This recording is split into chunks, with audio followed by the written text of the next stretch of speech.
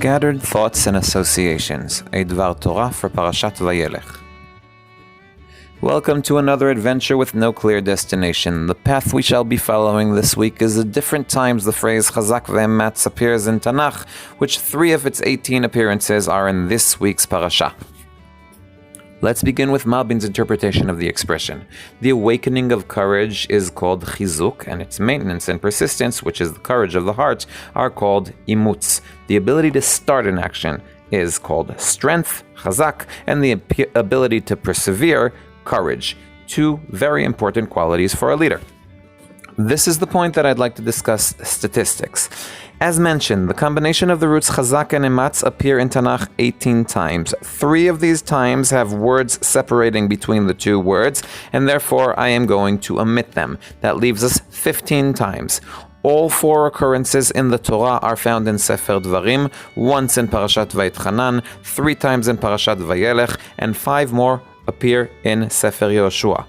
All these 9 appearances are directly associated with Yehoshua, the majority of them strengthening him, and the minority twice strengthening the people of his times.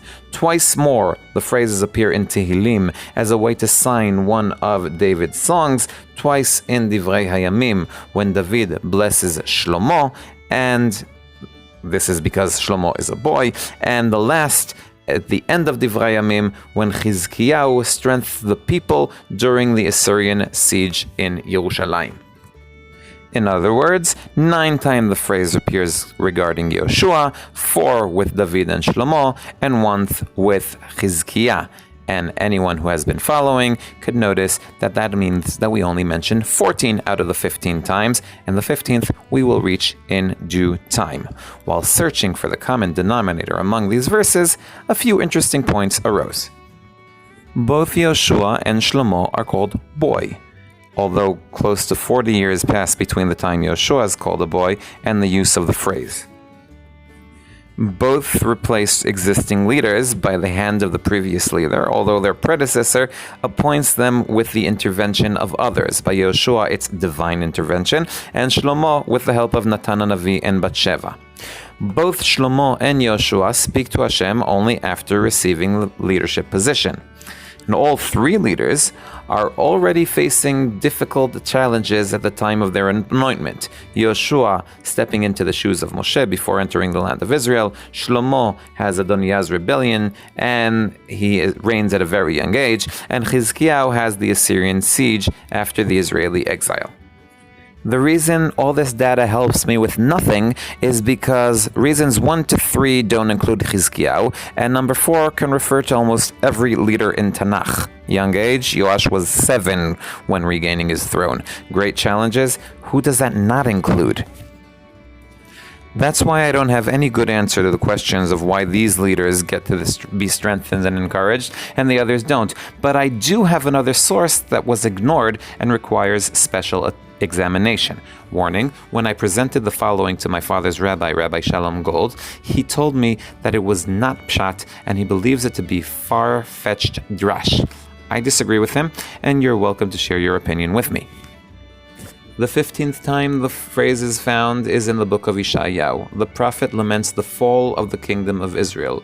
Woe to the crown of pride of the drunkards of Ephraim. Behold, Hashem has a mighty and strong one, as a storm of hail, a tempest of destruction, as a storm of mighty waters overflowing that casts down to the earth with violence. Why use the rare phrase strong and brave, chazak ve'ematz, here, and what does it have to do with the kingdom of Israel, Ephraim? My claim is that in the time of Yeshayahu, certainly in the context of the kingdom of Israel, there's only one person who comes to mind when you mention strength and courage, and that is Yoshua bin Nun, one of the heroes of the tribe of Ephraim.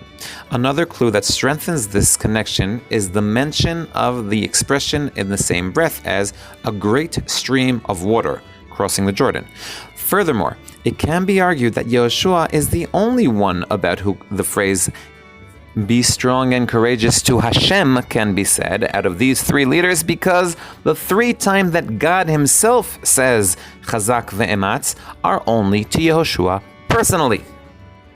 That's why I'd like to read the prophecy like this. O kingdom of Ephraim, why couldn't you be like the one who was told to be strong and brave, who split the mighty streams of water, i.e. Yehoshua? Why instead are you trampled underfoot? Woe to you, drunkards of Ephraim. I should emphasize that I don't think that this is the only way to interpret the prophecy. But a good prophecy, this is particularly evident in Yeshayahu's prophecies, should fool around with associations and words and how they sound and not remain on the intellectual realm alone. Although things are a bit uncooked and Rabbi Gold disagrees, I enjoyed this. Did you? Well, I'm Dovi Holtz, one who loves Tanakh.